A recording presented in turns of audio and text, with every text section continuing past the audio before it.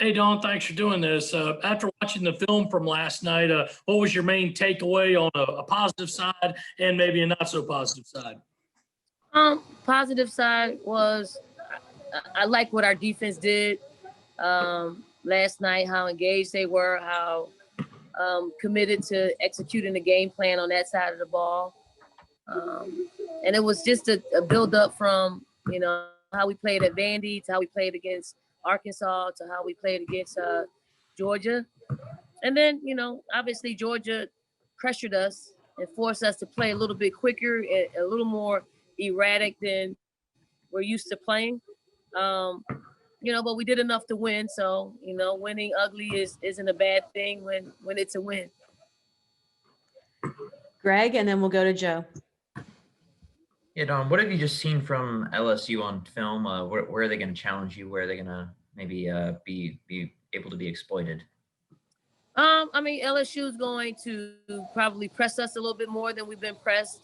Their matchup zone tends to give us problems and has given a lot of teams that they play, especially in our conference, some issues. I think they're going to slow the game down and take possessions away from us. That's challenging. We still have to play fast. We have to push the ball down the floor, see if we can get some easy scores so we're not, playing a low possession game. And then, they're seniors. They've been around the block a long time. They played in our league and they're finding a way to grind out some wins. So hopefully we can play fast, get out into a lead and play from ahead instead of playing from behind. Joe, go ahead. Coach, I know we talked a lot last night about, Aaliyah's brilliant performance and play on the court, the triple-double that she had. Outside of her play, what intangibles do you see her developing as she assumes more of a leadership role with this team? And are you seeing her being able to be more comfortable in that role and not worrying about the highs and lows of her individual play so she can positively impact her team on a consistent basis? I think what we're seeing is what Aaliyah has shown us, meaning she is a vocal player. She is a highly intelligent player. She kind of had to play off of Ty and Kiki last year in that she let them take the lead because they knew what we wanted and what to expect. And she took notes. And now it's her turn to play that role that she's most comfortable with. And that is facilitating, that is playing from the high post, playing from the low post, having the ball in her hand. We want the ball in her hand. We want her touching the ball every time down the floor because good things happen. It doesn't necessarily mean that she has to shoot it. She's done a great job at making an extra pass, not falling in love with just taking mid-range shots or threes. We've been able to move her around and she's filled that role and that responsibility beautifully. So I don't know if she's adding it. I think she's displaying it a little bit more because there's space for her to do that. Greg, go ahead. I'm looking at Zaayya's performance last night. It kind of seemed like she started off a little rough. I think she missed her first 3 shots. When that happens, is that something where you have to talk to her to get her to keep on shooting, or she still has that confidence still stayed unshakable in her where she's going to keep on shooting no matter what? I'm confident with Zaayya shooting the basketball. I'm not going to take that away from her because I don't want her to get gunshot.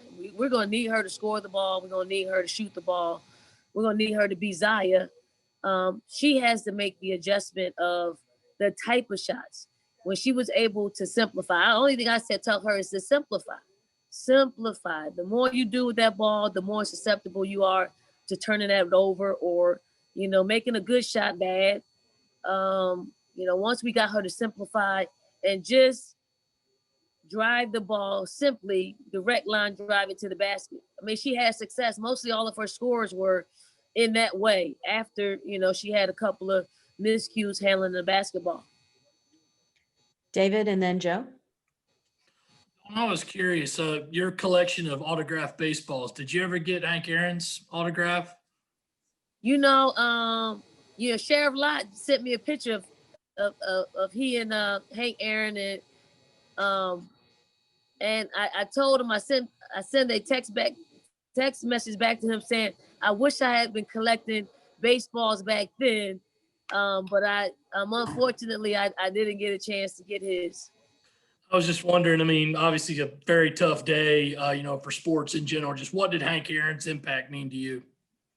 I mean, he was a leader. I mean, he took the brunt of all the things that, we take some hits as Black athletes at this point, but he took the brunt of it. And, we are able to play the games that we play as athletes because of, the hardships that he had, but he was the perfect person for it because of his demeanor and his ability to, to embrace, whatever it is that was thrown his way and handle it with grace. Looks like we'll close it out with Joe. Coach, Victoria Saxton's not someone who gets a lot of publicity, but she's quietly having a really good season. How would you describe her play and what she means to the success of this program this year? Sometimes, and I say this to people who have quiet personalities, because a lot of times when you have that type of personality, you usually get skipped over and devalued in some ways. But coming out of our camp, we understand the importance of V and her role for our team. She is the most predictable, positive predictability when it comes to V. She's going to rebound. She's going to know where she needs to be defensively. She's going to know what she needs to do offensively. Low risk, high reward player for us.